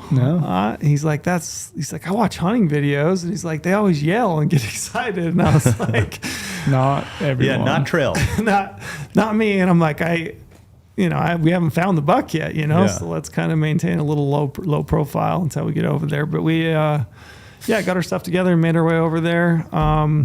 It was funny. It was like I went to the spot that I shot, and he came in underneath me. Owen did, to where the buck had ran, and I'm like up there kind of combing around looking for blood and tracks and stuff. And he yells up at me. He's like, "Hey, Dad!" And I said, "Yeah." And he's like, "Man, I got a lot of blood down here." And I was like, "Oh, really?" So I walked down, and sure enough, man, great blood. Awesome. Really good blood. And so put him out ahead of me. Let him go. Let him blood trail. That's cool. Let him blood trail it. Yeah, we blood trailed it out. He went about 60, 80 yards and was piled up just at the edge of these aspens. So it was really cool. Let him walk up to it. And Awesome. Mm-hmm. I'm daydreaming so hard about that setup with my kid. It was really fun. We took some photos. The photos of you two together, pretty good. Yeah. We got to get your kid with you more because it's the only usable photos you've given us. You actually took it serious enough with your kid. Some. Yeah. We took some on a timer on the backpack to get. He was really excited to take some field photos. He wanted to show his friends and stuff. I'm sure. Mm-hmm. Cool buck. It's an awesome buck. Nice buck. Dude, was really interesting. So that buck on the hoof, big bodied buck, like old face, I didn't know how old, or he's not like a score. He's probably like a 160, but he's a nice buck. But when I caped him out, I didn't cape him out. We're just going to Euro him and hang him in Owen's room. But when I got the hide off, that was an old buck. Like I was looking today, going back through just kind of a teeth analysis and wear and looking at some examples. Like I think that buck was probably 6.5 or 7. There you go. That's awesome. So old general season Utah buck. Mm-hmm. He's seen a lot of shit general season. Yeah. There's still a few of them out there. Still a few. Yep. So it was super cool. Packed him out half that buck that day. I wanted to, one moment. So we're sitting there. I'm working on the buck. He's skinning. I'm just letting him like cut hunks of fat off or whatever, And we're just like chit chatting, talking about how you process an animal and pull them apart. And he sat there for a second and he says, "You know what I really liked about the last 2 days?" And I said, "What?" And he goes, "Man, I haven't looked at a phone." He's like, "I haven't looked at a screen. I haven't watched YouTube." He's like, "It's been really nice." Same, Owen. Exact same for me. We need more people like him. Yeah. Same, Owen. And I didn't push that. I didn't say it to him throughout the whole thing. I didn't say anything about it. It was just like his observation as an 11-year-old. He was like, it's been really cool to just be outdoors. Yeah. I get to a point that like that's the part I enjoy so much about it. I get to a point where I don't even want to look at maps, or I don't want to digiscope. Like I don't even want to pull my phone out of my pocket and turn it on. I love the fact that doesn't exist back there. It's my favorite part. I love it. Yeah, it's the best part about it, and it was cool to see him just kind of make the realization that like it was an opportunity for him to just disconnect. Yeah. And you think of an 11-year-old, you're like, man, is an 11-year-old that inundated? But they are. more so than we are. Probably. Yeah. Yeah. That's awesome. Yeah. His ability to like self-reflect that's awesome. It was really cool. And I probably craves that more. Yeah. He really wants that disconnection. Yeah, he's got the bug bad. He's 12 next year. Yeah, he'll be 12 in January. What are you gonna do? Yeah, we're going hunting next year. Something. He's killing. Yeah, for sure. Yeah, I mean, whether it's cow elk or a spike elk, just on an over-the-counter tag, or I don't know if he'll draw a deer tag. That's the hard part in Utah. Yeah. It's a lesson in resource and scarcity and how the systems work. And I'll be applying him everywhere and trying to get him an opportunity to get out and go hunting, because he does have the bug bad. That's awesome. He really likes it. He wanted to eat some of it as soon as we got home. I was showing him the inner tenderloins. Yeah. And I was like, this is the best meat on the whole animal. And he's like, I want to eat those as soon as I get home. And heavy pack out. Oh, I can't even imagine. Yeah, especially you carrying all the extra gear, the clothing. All the gear and half a deer. Yeah. Yeah. I don't have as much to talk about as you, because like I said, Turtle's only 5. But the part that makes me like very proud with him is every time he's been on an animal kill with me, he wants to eat it. I'm like, yes, dude. Yes, that's what it's about. Yeah. Like knowing the full circle. Yeah, and we had steaks last night. That's and we're gonna get the skull cleaned up for him, and he wants to put it in his room. So we'll get that up there as a memory. And the entire thing for me was a real shot in the arm as far as perspective goes. Yeah. Like there was a core memory. Like that's a core memory that he'll remember forever. For sure. Forever. My dad is really struggling right now. He's in a care facility. He's had back surgery and he's not doing good. And he's looking at potentially some more surgeries here the first part of November. I talked to my mom last night about him, and I spent a lot of my night last night just like thinking about memories and with my dad. Most of my core memories with my dad are hunting. I've said it before on the podcast and multiple other times. My dad and I's only, like, our relationship only exists because of hunting. Like that's what our relationship is built around. Yeah, my dad and I too. That's what we talk about is hunting. We talk about the outdoors and kind of our love of it and experiences. And I don't talk to. It's interesting. Like I haven't talked to my dad nearly as much as I should. Elk hunt in Colorado, I was really struggling. Had some really hard moments, and I was laying there in bed one night and couldn't sleep, just completely emotionally a wreck. Yeah. And it was funny. I was just like, the only person I want to talk to is my dad. Yeah, that's how it goes. So, and I had a little bit of service. So I called my dad, and my dad was in the hospital at the time, and he answered the phone and gave me awesome advice, and it was great. It was like exactly what I needed at that moment. But it was really fun to take my kid and just create, like I said, like a core lifetime memory. Like I was telling him as we were hiking out, I'm like, you'll never forget this. Like I know true. That. I know that because I have those with my dad. You guys have them with yours. So. 100% have it with my dad. I was in 17 in Nevada. It's the first hunt he ever took me on. We jumped to 4 Point and he went 2 ridges over and he shot. I mean, there's a lot more to the hunt that we, too long of a story to get into, but I remember everything about it. Watching him, the first deer hunt I was on with him to watch him shoot a deer, I remember everything about it. And that's why this stuff is important to me. Yeah. Yeah, creating core memories with your family, with your kids. I think about this, and you think about hunting. I think a lot of people look at it and they're like, "Oh, you're just, you're out killing an animal, and whether you're killing it for, quote unquote trophy, or you're killing it for meat, like you're just out killing an animal." But to me, it's like so much bigger than that. Yeah, it's everything that I love. The hard part, though, and the frustrating part is no one will ever know that unless they go on a hunt. And there are some soft ass people that wouldn't be able to do what your 11-year-old did to ever even be able to experience that. You know what I mean? There's so many moments, like so many little life lessons, when it was really hard for him, and I kept telling him, the best things that I remember in my life when I look back on it were things that were the hardest. Yeah. And it doesn't make sense to you right now because it sucks. Yeah. But I promise you, looking back on it, the things that are the hardest that you went through, that you worked really hard for, are the things that are going to mean the most to us. They're going to be the most impactful to you. Yeah. And it was It was great to just be able to like, here's a real world example of how this works. You do the work, you get the reward. It's and like the guy that was on Rogan, I can't remember his name, but is famous for saying there's two types of fun. Yeah, type 1 and type 2. Yeah.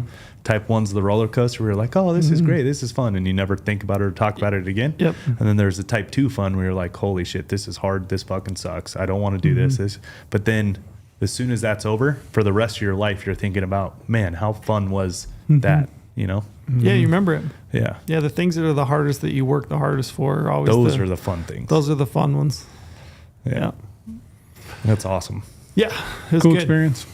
It was great. That was his first one. First time success. he'd ever been on an animal. Yeah.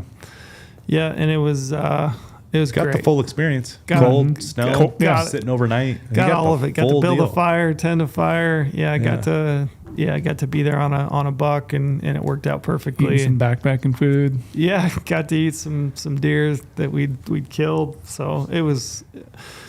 Yeah, I'm kind of sitting on cloud 9. You know what I've realized? What? Is how similar Owen and I are. No screens and can't stand the freeze dried meals. Me and him, same.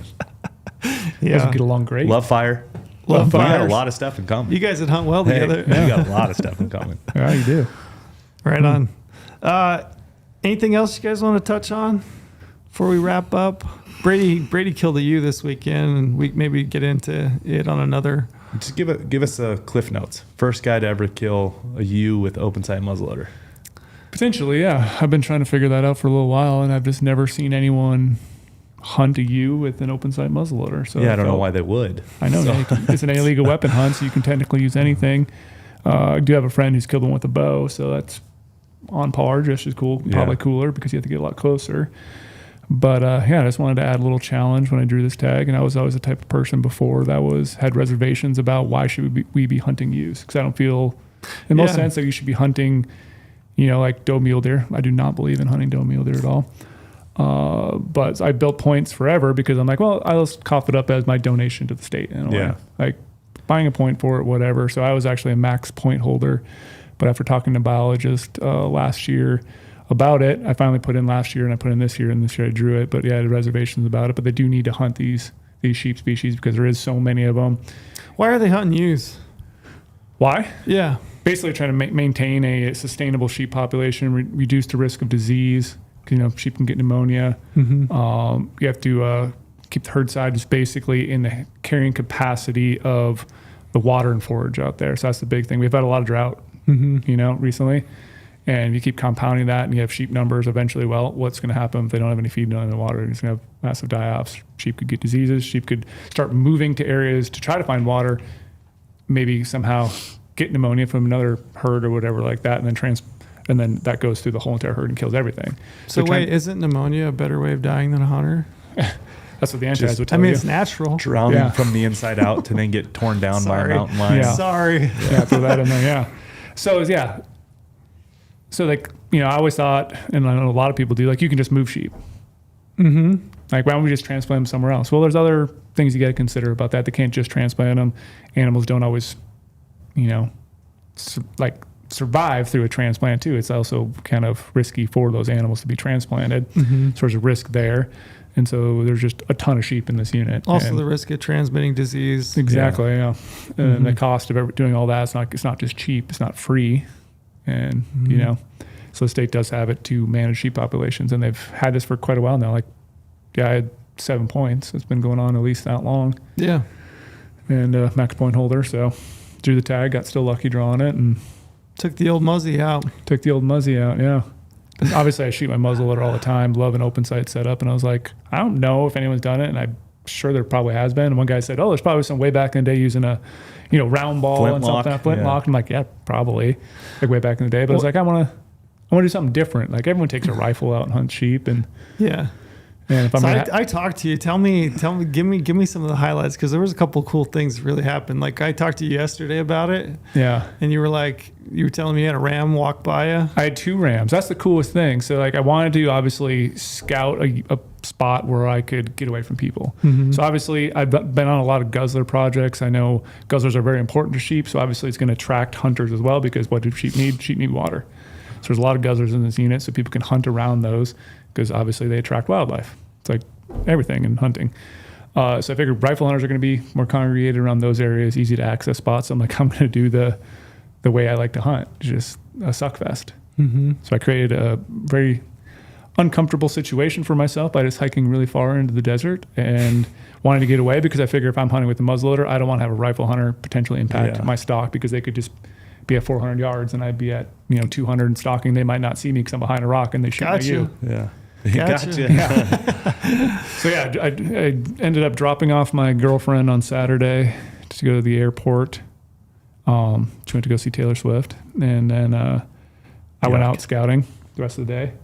And the funny thing is about that, though, I got back to my house. I'll try to make this really quick. Got back to my house really early in the morning. It was like 5:30 or something like that, so it's still dark out. You know those little holes on your bed of your truck? Yeah. There's 4 holes all on the bed. So oh, you mean like the that you can like put straps to, tie downs and whatever. Well, on a Chevy Silverado, turns out they go all the way down the frame, all the way down. There's like a little thing at the top that you can like potentially set something on inside that hole, but there's gaps on each side. So I set my keys up on my bed rail. Oh no! Accidentally bumped my key. My keys flew all the way down the side of my bed, all the way down underneath the frame, and it's like locked in a frame rail. Gonzo. So I can't even get into my. Bye, Felicia. I can't even get into my house at this point. So luckily my truck's right there, and my truck's unlocked, so I can unlock my truck. My truck's unlocked, so I can get to my garage door opener, open my garage door. But it's dark out, and I'm like, why don't I have a freaking flashlight anywhere in my garage? All my headlamps are in my house. Yeah. Like I have a million headlamps. So it's dark out. So I finally found one flashlight. I could hold up my mouth, and I'm underneath the truck looking. I can like see a tiny hole, maybe like a ½ inch, and my keys are right there. I'm like, there's no way I'm getting that through. So I found a clothes hanger in my garage, made a little hook on it, shoved it all the way down the truck frame rail. And I was Googling it too, like on my phone. And it was like, oh yeah, it's so easy to get your keys out when that happens. You just pull your bed off. It's like 4 bolts. And I'm like, okay, am I just going to pull the bed off my truck by myself in the dark? Brady, just pull the bed off. Dude, how wild is the internet that you can Google? Yeah. Keys How to get your keys. dropping. It's happened a lot. And it immediately pops up with like how many how-to videos on YouTube. Yeah. So I actually got a little hook, put it all the way down there, grabbed the keys, pulled it all the way up, but then I put the clothes hanger on the wrong side, I guess, because one side was wider than the other, the gap. So like the other side I probably would have been able to pull the keys up. Yeah. But since I have like, the fob to get in the Go Hunt office, Yeah. my little other junk on there, like a janitor, tons of keys, got stuck and would not pull up through there. And then I like lost it for a second, but then I rehooked it, and I accidentally rehooked on part of a key ring that's not as strong, and boom, it just stripped right out because I was yanking on it, trying to like force it through.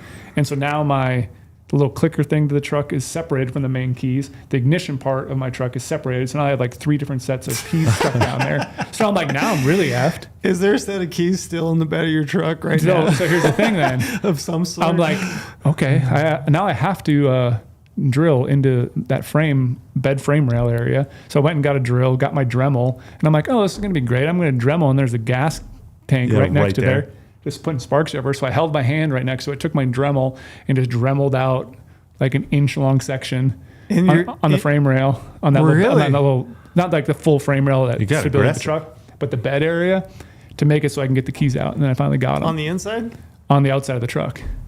Wow. So I had to Dremel a little bit. I have a photo of it too. It's actually pretty funny. So now what's the plan? You get a little epoxy and fix that up? Well, luckily it's not like a structural thing. It's just like on the bed. Yeah. But it's just like that tube runs all the way down. It's like, that's the dumbest design ever. Those should all be capped at the top with little tiny holes to allow water to drop down. Mm-hmm. So that was the start of my hunt. I never had that happen in my 4Runner.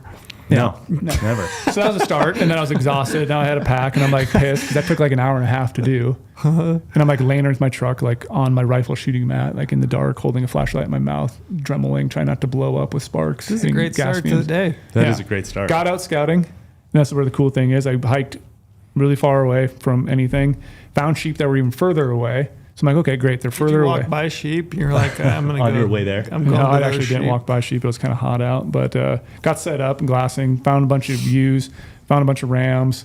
Cool getting to watch rams. That's why I like the ewe hunt. And then marked them. I was like, dude, these sheep are all on this saddle over here.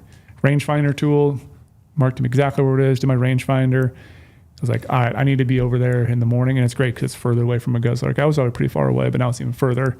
And then I get up to move around. I look behind me. I'm like, dude, there's a ram like 100 yards behind me. And like he sees me. Like I was standing up, like walking around, like gathering my stuff. He sees me. I don't know if you've ever heard of Is ram that Brady? grunt. Is that Brady Miller? Yeah, is that? Should I go ask him for his autograph? I don't know if you ever heard of ram grunt, but they grunt. Yeah. So Yeah. like he started grunting and making all these weird little noises and starts walking to me. I'm like, that's weird. I'm just keep packing up my stuff. It's getting not really dark. I look over him. He's closer. He's coming up closer and closer. And all of a sudden he that ram got to 10 yards. That's crazy. And that's a different one than the one I posted yesterday on Instagram. So I had that ram experience, came to 10 yards, walked to me, and then that ram caught my wind or saw me and then ran away. Good ram. That one's not as good, but yeah, that's a ram. It's a ram. That's cool. And then the next morning, I was like, all right, I got to wake up super early to get to my spot. Like, I don't know where other hunters are, but I know I got these sheep picked out. So I think I left at like 4:45 in the morning. My truck, I had my Stone Glacier tent next to my truck. Hiked all the way in, a new area, but I had the waypoint marked. Crawled up on this area. I'm like, all right, I got to get to the saddle. But I wanted to make sure it was dark enough to get there because I'm like, there could be sheep anywhere because what I've seen before, sheep don't move that much at night. So I'm like, they're going to be right there. Crept up in the saddle as quiet as I could. I had like maybe 35 minutes of complete darkness just sitting there watching the sunrise. Also, I'm like looking around, I'm like, oh, this is going to be an awesome morning. Turn on my right. There's a ram bedded at 150 yards away from me, just bedded, just chilling. I'm like, I'm in the right spot. This is the exact saddle they were. There was a rams here. There was ewes over here. Rams chasing ewes. So I'm sitting there. All of a sudden, that ram gets out of bed. I'm like, oh, and I started looking at him for a little bit. Then I wanted to glass around. Found some ewes at 600 yards. I'm like, all right, got ewes. It's right below a cliff. I can stalk above with the muzzleloader and get a shot. And I look back at that ram. Like, that ram's coming right to me. Same ram. No, it was a totally different ram. It was like 3 miles away from the other one, but in totally different shape. Mm-hmm. And Helsing keeps coming closer. So I'm like, I'm going to video it with my iPhone. I got the other ram on video the day before. Yeah. And this ram comes all the way to 7 yards. Just awesome. Walking right by me. Like, so cool, like, to put yourself in an amazing place while hunting cool. and have those type of, like, memories that you'll, again, like you said, your son, you'll never forget that. I'll never forget when I had 2 rams come to less than 10 yards. Did you say you had rams banging heads? Yeah. And so then Have you ever seen that? I've seen it, yeah. I've never seen it. It's really cool. So then I like... Sounds like a gunshot. It's like on a bucket list for me. I want to see a couple rams. It's so get cool. after so it. loud. Yeah, that sounds so awesome. So then when I was messing with that ram, trying to film him, and he like walked right by my muzzleloader. You see in the video, my muzzleloader's right in front of me. I'm zooming out, zooming in, just want to get the muzzleloader in there. And then I got my leg in there too. Like, he was so close to me. And then I lost sight of those ewes because I was just dicking with that ram for a little bit. And I'm like, shit. Classic. Now I don't know where those ewes are. And all of a sudden, I'm like, I should just look over to my left a little bit because there's kind of a little knoll where I'm at. I'm in this little rock pile, but the whole saddle's in front of me where all the sheep were the day before. Like, there was 20, 30 sheep there yesterday. And then I creep over. I'm like, shit, there's a bunch of ewes and a ram 200 yards away from me, right down below me. So I'm like, all right, I'm just going to grab my muzzleloader. I'm going to belly crawl on this little rock, move over in position. I get in position, laying down on the rock, got my binos there, got all my little gear like I always do, set it all out, set my rangefinder binos, some muzzleloader charges if I need to. Muzzleloader's already loaded. Took the tape off my muzzle brake, took the tape off my open peep sight, getting set up, and all of a sudden this freaking ram starts running these ewes all over in a circle and pushes them over a little knoll. I'm like set up on there, 100, like you got to like 180 yards. I'm like kept pulling my binos up. All right, I got to make sure I can find make sure it's a ewe, look at the little penis sheath area, look at the balls, look at that front thing. Like, that's what's cool about drawing a tag though. Like, like they literally walk you through a whole entire course. Right. Like it was an hour-long course of how to make sure you identify young rams, older rams, ewes, and it's just trying to reinforce that. Like, I have to make sure it's not a young ram, and a ewe has to be over 5 inches on horn length to be legal. And so I'm just making sure this is the biggest one, and I can see it, but they keep moving in front of me. I'm like, 180 yards with the open sight muzzleloader on a sheep. No joke. Is no joke. Even my little tiny crosshair, I have a little circle in the crosshair, that thing was just like, it was a whole sheep. I'm like, 180 yards is probably almost too far for an open sight muzzleloader, even though the muzzleloader can easily shoot it, but you just can't hold precisely on a sheep. So I'm on there dialed, got my bubble level going, and then that ram pushes all the ewes right over the little ridge. I'm like, shit, there goes my opportunity, but they're over the ridge, so maybe I'll just like grab my shit, stalk down a little bit, try to get a shot. I look off in the distance, and as I was going on down in the canyon, there was more rams moving around, but I didn't see any ewes, and all of a sudden, a different ram pulled some different ewes up on the saddle. It's Ramtown. Ramtown, USA. And there was 3 rams and 2 ewes and like a immature lamb. And they were like a mile out. I'm like, oh, this is like, maybe I'll get a stock on those ones. Those rams took those ewes, pushed them right to me. Like, when I'm saying exactly, I was still sitting in that same spot, And again, my backpack's like 7 yards away from me, 10 yards away from me. So this is the only stalk I made, is just that distance. Ram was used all the way to me to 100 yards. And then the lead ewe was the one I wanted to shoot because it was the biggest. These two rams got pissed at each other because they kept going after this ewe, and then they turned and smashed heads at literally 100 yards away. Yeah, the loudest sound I've ever heard. That's so cool. It was so amazing to see that, like that close, 100 yards, you standing there. I'm like, I'm already dialed for this. Range was 95 yards, and didn't have to do anything in the muzzleloader. She finally turned broadside, held their sheeper away, pushed off my shot. She ran like 40 yards. Tipped over, and then those rams were still like standing there like, what's going on? Like while she was like walking over a little bit, the rams were like on either side of her, like trying to like force her in a different direction, but obviously she's hit. Yeah. And they don't know what's going on, so they're trying to corral her and force her in a different way. And then she does her thing, and the rams are still standing there for a little bit, the other ewes, and finally they kind of like just slowly walk off like nothing happened because these rams are just wanted to chase the ewes again. Yeah, that's cool. But I have my open sight muzzleloader ewe. What a super cool. Like what a cool animal. And what's crazy is like the season's very long for you. Yeah. And like I really wanted to take my girlfriend out because she's never actually been on a hunt before, but she was obviously gone on the concert. And so tagged out opening day by eight o'clock in the morning. Yeah. I'd punched my U tag with an open sight muzzleloader based on all that like previous scouting and figuring out the exact spot. Yeah, I didn't have to go into scouts because you just showed up and shot it. Yeah. But like I did the scouting the day before, found the exact spot I needed to be, put myself in there early in the morning in the dark, hiking up all those rocks. Like those mountains are steep and nasty. Yeah. It's not just easy walking. And then set up, and I was in, the absolute perfect area where Ram Town, Sheep Town, sheep all over me. Maybe you draw a ram tag next year. That'd be awesome. I got a lot of points for rams, but that'd be cool. That would be cool. Just sheep are so amazing though. Just being able to watch them, take one with the muzzleloader. I got it all cut up last night finally, and I got some steaks pulled out that I'm gonna have tonight. And the rest of it, as you all know, I just grounded burger. You didn't burger the whole thing, except for the. You didn't throw that whole ewe in your backpack and just burger it out. Go. So you're asking me like, oh, how much meat do you get? Like 50, 60 pounds? And I was like laughing, like 50, 60 pounds. No, I fit. They're so small. All 4 quarters, bone in, tenderloins, back straps, and the heart. Fit in 2 of the zippered game bags. They're so small. And then I weighed it when I got home. With the game bags and everything, this is bones and all that stuff, 29 pounds. So you think you got 20 pounds of meat? Probably, maybe? Something like that, yeah. So I got it all processed last night, finalized. But like the crazy thing was though, as you know, I packed my BTX, my ATX, my 115, and that new Tricer tripod. I can't remember the name of it, the JP, I think it is. With that, it does have the heavy legs in there, but I took the heavy legs out. Never used them on the actual part of the hunt. Used them scouting the day before. So now I have a sheep down. I got my muzzleloader, all these optics, 30 pounds of meat, and it was a brutal hike out. Like, because it finally got hot out and hiking out there, but like didn't use any of my optics besides for my 16 SIG. Well, I'll tell you one thing about optics. This was a real enlightening moment for me. So I had those SIG Zulu 6s, and I thought, I got my kid with me. I'm going to give him those because they got the image stabilizing, tech. So I put those on him in a chest rig so that he could turn the image on, the stabilization on. And I just took my Leica Noctivids, which are a 10x42 regular. Big difference. Yeah, so you can't go back. Dude. Big difference. So I had SLC 15s on a tripod, and that's great. But as soon as you go to offhand glassing, like when we popped up over the ridge and I just needed to pull up my binos and look at those bucks. It's terrible. Holy moly. Yeah. Those SIGs are it. It's the bee's knees, man. I wanted to be like, go. Owen, give me your binoculars. Yeah. Let's switch. Like, no doubt. Like, it was a real moment for me. I was like, yep, this is a legit advantage. Like, these are great. Yes. And that's why I loved having them as well in my hunt, because I had the 16 power Zulu 6s. So, like, even at that 200-yard range, when I was trying to look at those sheep the first time, I was able to see all the details. And I could say I'm stabilized, so I can tell what's a ram, what's a ewe, what's an immature ram. All the plums. Everything. All the plums.